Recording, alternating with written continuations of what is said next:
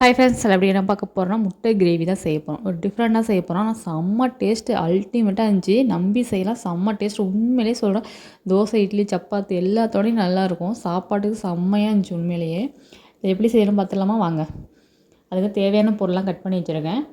அடுத்தது வந்து ஒரு கடையை அடுப்பில் வச்சு எண்ணெய் சேர்த்துக்கலாம். எண்ணெய் சேர்த்து நம்ம வந்து கடுகு இதெல்லாம் தேவையே கிடையாது. டேரெக்டாக வெங்காயம் சேர்த்துக்கலாம். வெங்காயம் சேர்த்து நல்லா வதக்கிக்கலாம். ஒரே ஒரு வெங்காயம் தான் எடுத்துருக்கேன். ஒரு வெங்காயம், 2 தக்காளி, ஒரே ஒரு பச்சை மிளகா வதந்து வச்சுருக்கேன். வெங்காயம் சேர்த்து நல்லா வதக்கிக்கலாம். பொன்னிறமாக ஆறினதுக்கப்புறம் ஒரு கொத்து கருவேப்பிலை, பச்சை மிளகா வதந்து வச்சுருக்கோம், அதை சேர்த்துக்க வேண்டியதான். சாப்பாட்டோட செம்ம டேஸ்ட். உண்மையிலேயே இந்த அளவுக்கு டேஸ்ட் நான் வரும்னு எதிர்பார்க்கவே இல்லை. ஃபஸ்ட் டைம் தான் ட்ரை பண்ணியிருந்தேன். சரி 2 முட்டை இருந்துச்சு. நாளைக்கு தான் செவ்வாய்க்கிழமை, நான் சாப்பிட மாட்டோம். தொடர்ந்து வந்து ஆயுத பூஜை அதெல்லாம் வருது, சரஸ்வதி பூஜை நம்ம வந்து சாப்பிட மாட்டோம். சரி 2 முட்டை வேஸ்ட்டாக தான் போகுது, அதை வச்சு ஏதாச்சும் ஒரு செய்யலாம் டிஃப்ரெண்ட்டாக நினச்சி செஞ்சேன். ஆனால் உண்மையிலேயே இனிமேல் அடிக்கடி இது செய்யணும், ட்ரை பண்ணணும். உண்மையிலேயே செம்ம டேஸ்ட்டாக இருந்துச்சு. வெங்காயம் அதெல்லாம் நல்லா வதங்கிச்சு. இப்போ தக்காளி சேர்த்துக்கலாம். 2 தக்காளி கட் பண்ணிக்கலாம். தக்காளி சேர்த்து நல்லா வதக்கிக்கலாம். தக்காளி வதங்கிறது உப்பு சேர்த்துக்கலாம்.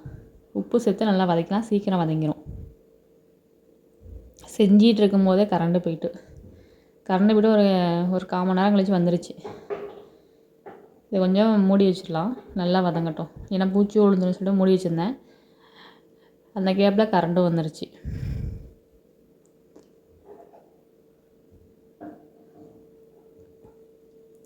எல்லாம் சேர்த்து நல்லா வதங்கிக்கிட்டு இருக்கு.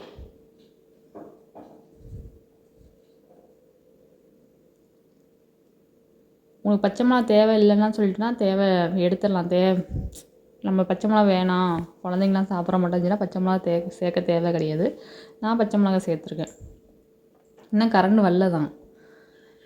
அடுத்து மசாலாலாம் சேர்த்துக்கலாம். பெப்பர், மிளகாத்தூள், மல்லித்தூள், மஞ்சத்தூள், அப்புறம் கொஞ்சம் சிக்கன் மசாலா இதான் சேர்த்துருக்கேன். கரம் மசாலா இத்தனை மசாலா சேர்த்துருக்கேன். இதெல்லாம் சேர்த்து காரத்தை வந்தப்போ நீங்கள் மிளகாத்தூள் இதெல்லாம் சேர்த்துங்க. ஆனால் பெப்பர் கொஞ்சம் அதிகமாகவே சேர்த்துங்க. டேஸ்ட் நல்லா கொடுக்கும் பெப்பர் சேர்க்குறதுனால. இதோட பச்சை வடை போடுற வரைக்கும் நல்லா வதக்கிக்கலாம், எண்ணெயிலே வதக்கிக்கலாம். சிக்கன் மசாலா சேர்த்தா சூப்பராக இருக்கும். சிக்கன் மசாலா இருந்தால் கரம் மசாலா, சிக்கன் மசாலா சேர்த்துங்க. டேஸ்ட்டு பக்காவாக இருக்கும். இதெல்லாம் எண்ணெயிலே நல்லா வதங்கிட்டு இருக்கட்டும். அதுக்கப்புறம் நம்ம தண்ணி சேர்த்துக்கலாம். கொஞ்சமாக தண்ணி சேர்க்கணும், ரொம்ப அதிகமாக சேர்க்கக்கூடாது. கொஞ்சமாக இந்த பச்சை வடை போடுற வரைக்கும், இந்த மசாலாவோட பச்சை வடை போடுற வரைக்கும் கொஞ்சம் தண்ணி சேர்க்குறோம், அவ்வளோதான். வேறு எதுக்கும் இல்லை. கொஞ்ச நேரம் முட்டை வேகிறதுக்கு, அவ்வளோதான். மற்றபடி வந்து தண்ணி அதிகமாக சேர்த்துடக்கூடாது. குழம்பு மட்டும்லாம் சேர்த்துக்கூடாது. கொஞ்சம் கிரேவி பதத்துக்கு நம்ம சேர்க்கணும். இன்னமும் கரண்டு வரல தான். எப்படியும் செய்யும் போதே கரண்டு போயிடுச்சு. சரி செல்லோட லைட்டில் வச்சு நான் சமைச்சு முடிச்சிட்டேன்.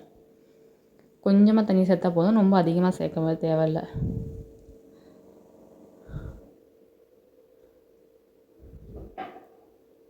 நல்லா கிண்டிவிட்டு மூடி போட்டு மூடிடலாம். அதோட பச்சை வடை நல்லா கொஞ்சம் கொதிக்கிடும். ஒரு 10 நிமிஷத்துக்கு கொதிச்சதுக்கப்புறம் முட்டையை சேர்த்துக்கலாம். கொஞ்சம் கிண்டி பார்த்தா தண்ணி இது பண்ண மாட்டேருந்துச்சு. அதெல்லாம் கொஞ்சம் தண்ணி சேர்த்துக்கிட்டேன். கரண்டு வந்துருச்சு. மூடி வச்சிடலாம். பச்சை வடை போடட்டும் நல்லா.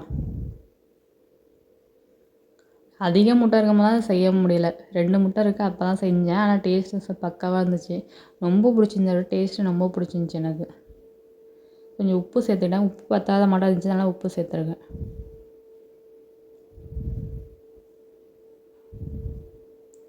எப்போ தான் அந்த கரூரில் உள்ள பிரச்சனை முடிய போகுதுன்னு தெரிலங்க. நாங்கள் பார்த்து எனக்கு தலை தான் வலிக்குது. ஆளுக்காரும் ஒவ்வொரு நியூஸ் போட்டுகிட்டே இருக்காங்க. நமக்கு என்ன சொல்கிறதுன்னு தெரில. இனிமேல் அதை பற்றி பேச வேணாம், முடிஞ்சதுக்கப்புறம் பார்த்துக்கலாம் அப்படின்னு விட்டாச்சு. பாருங்கள் எண்ணெயெல்லாம் பிரிஞ்சு வந்திருக்கு. நல்லா வந்து கொதிச்சு இந்த பச்சை வடையெல்லாம் நல்லா போயிடுச்சு. முட்டையை உடச்சி போய் சேர்த்துக்கலாம். முட்டையை உடச்சி நம்ம கிண்டிடக்கூடாது, அப்படியே விட்டு மூடி போட்டு மூடிடணும். நல்லா வெந்ததுக்கப்புறம் தான் திருப்பி போடணும்.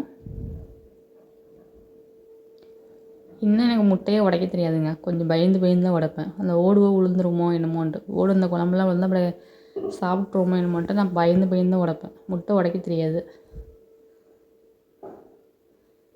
அப்படியே முட்டை உடச்சோடனே நம்ம வந்து மூடி போட்டு மூடிட்டு நல்லா வெந்ததுக்கப்புறம் திருப்பி போடலாம்.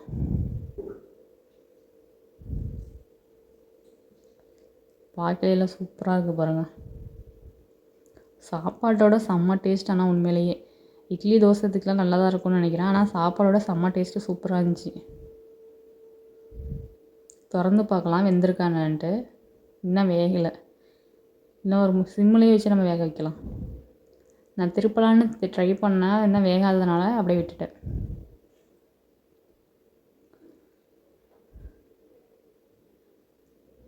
அப்படியே விட்டுட்டு மூடி போட்டு மூடிடலாம், நல்லா வேகட்டும். அதுக்கப்புறம் நம்ம திருப்பி போட்டுடலாம்.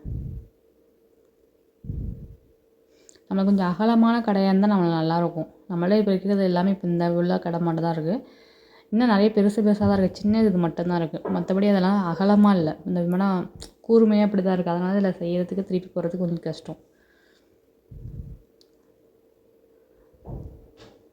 பாருங்கள், நல்லா வெந்து சூப்பராக இருக்குது. திருப்பி இன்னும் பாதி வேகலை தான், அதை தான் திருப்பி போட்டுடலாம்.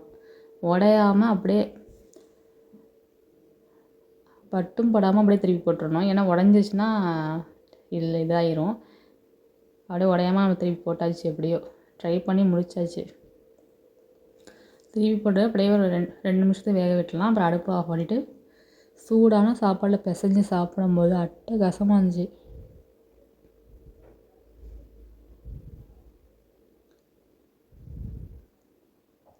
ஒரு 2 நிமிஷம் ஆகிட்டே பாருங்கள், சூப்பராக வெந்துருச்சு.